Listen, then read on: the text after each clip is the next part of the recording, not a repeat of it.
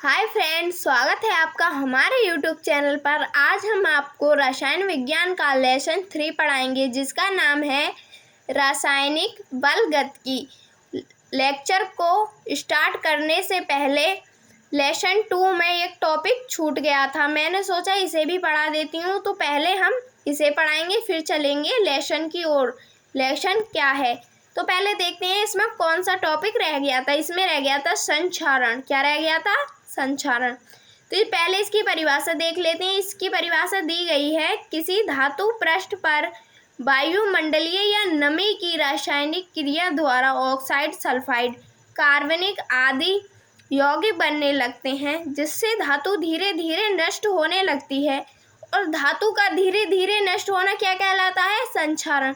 तो पहले इसे समझते हैं। जैसे कि लोहे की किवाड़ है, उस पर जो जंग लग जाती है, जो पीली पीली सी होती है जंग, उसे कहते हैं जंग लग जाती है। वो किसके कारण लगती है? ऑक्साइड, सल्फाइड, कार्बनिक आदि पदार्थों की रासायनिक क्रिया द्वारा लगती है, जिससे कि जो किवाड़ होती है, जब उस पर जंग लग जाती है, वो क्या कैसी होने लगती है? धीरे धीरे नष्ट होने लगती है। तो उसी ही क्रिया को क्या कहते हैं हम किताबी भाषा में? उसे कहते हैं संक्षारण। तो पहले ये तो हो गया संक्षारण। अब इससे रोकने के उपाय कि संक्षारण को कैसे रोका जाता है। तो इसका पहला उपाय है, धातु की सतह पर ग्रीस या तेल का लेप लगा देना चाहिए। जैसे किवाड़ है, उस पर जंग लगने से रोकने के लिए क्या लगाते हैं? ग्रीस लगा दो या फिर तेल लगा दो।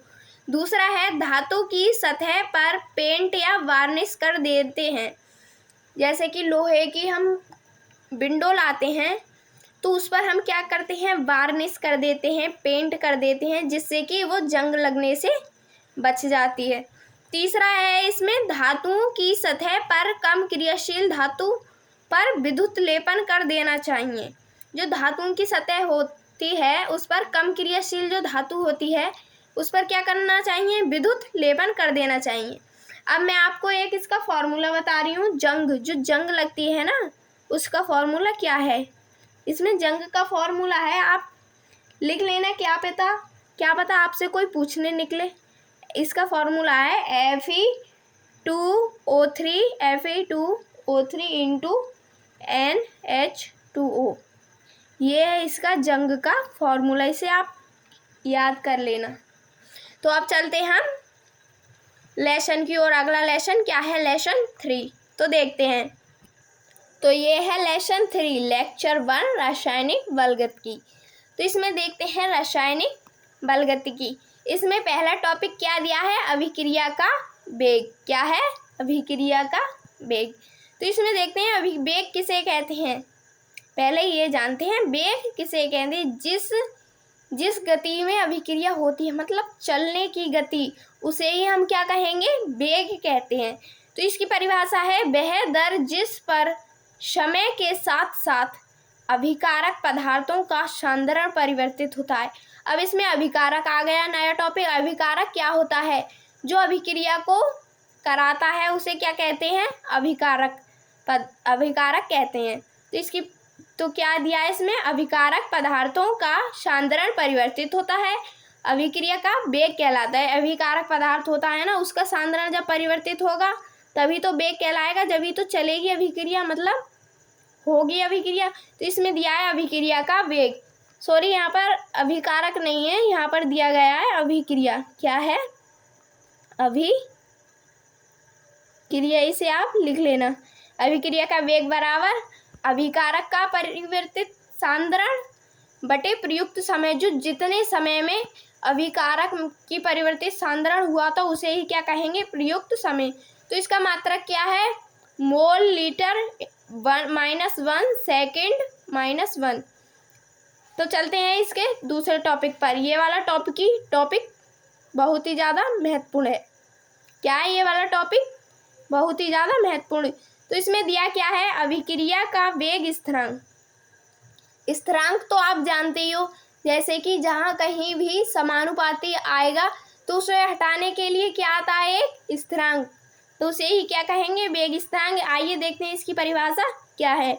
इसकी परिभाषा दी गई है, किसी क्षण अभिक्रिया का वेग dx/dt। अब इसमें समझते हैं dx क्या है और dt क्या है। यहाँ पर dx दिया है सांद्रण, जो सांद्रता होती है उसे किससे दर्शाया गया है इसमें, dx से। और जो समय है उसे क्या है, वो क्या है, dt। क्या है, dt। और इसमें समानुपाती भी सांद्रण आएगा ना, सांद्रता dx और सांद्रण c।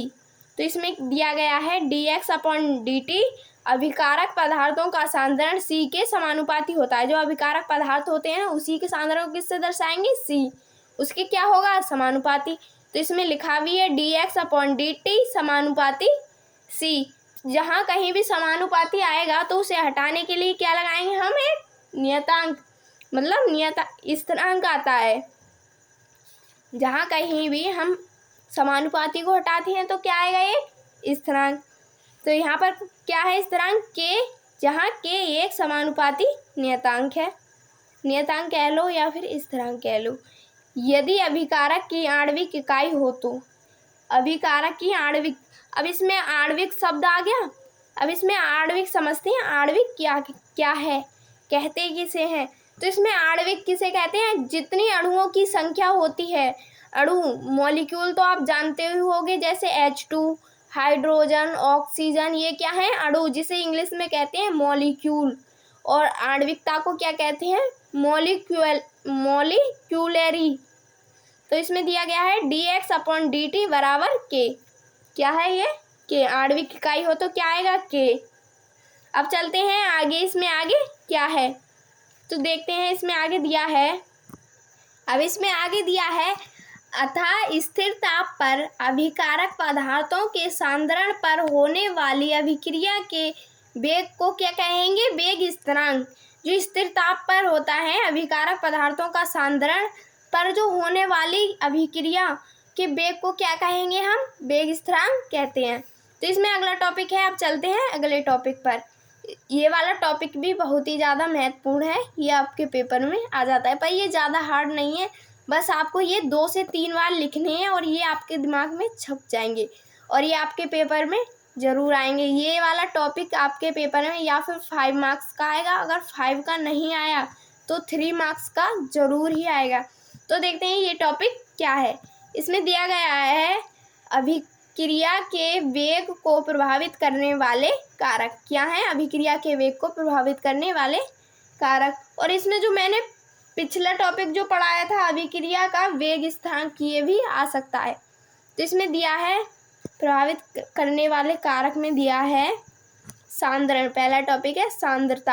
अब सांद्रता तो आप जानते ही हो, सांद्रता किसे कहते हैं, जो गाढ़ा सा घोल होता है उसे क्या कहते हैं, सांद्रता। तो इसमें दिया गया है, गतिक आणविक सिद्धांत के अनुसार, जो रासायनिक बलगति का जो आणविक सिद्धांत है उसके अनुसार गतिक आणविक अभिक्रियाएं अणुओं के परस्पर टकराने से होती हैं। जी अभिक्रियाएं होती हैं आणविक, वो किसके टकराने से होती हैं, अणुओं के।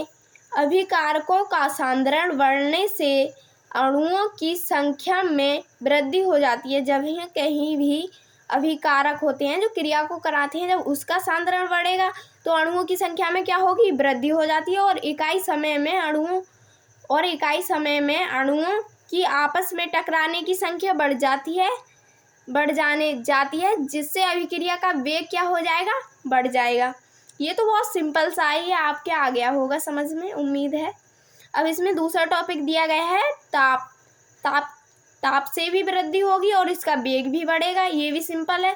ताप की वृद्धि से सक्रिय अणु जो एक्टिव होते हैं, एक्टिव मॉलिक्यूल्स की तथा प्रभावकारी टक्करों की संख्या में क्या हो जाती है, वृद्धि हो जाती है, जिससे अभिक्रिया का वेग बढ़ जाता है। अब इसमें अगला टॉपिक है तीसरा नंबर, दाब। इसमें दाब में क्या है, दाब बढ़ने से जो गैसीय अणु होते हैं वो निकट आ जाते हैं, जिसके फलस्वरूप उनके परस्पर टकराने से उनकी संख्या में क्या हो जाती है, वृद्धि हो जाती है, जिससे अभिक्रिया का वेग बढ़ जाता है। इन तीनों से ही अभिक्रिया का वेग बढ़ेगा। अब हम आपको लेक्चर 2 में इसके आगे आने वाले टॉपिक बताएंगे। इसके आगे अभी 2-3 टॉपिक और आएंगे, फिर ये वाला टॉपिक आपका समाप्त हो जाएगा। उम्मीद है आपको यहाँ तक समझ में आ गया होगा। अगर आपको हमारी वीडियो अच्छी लगती हैं तो एक लाइक और सब्सक्राइब ज़रूर करना। Thank you.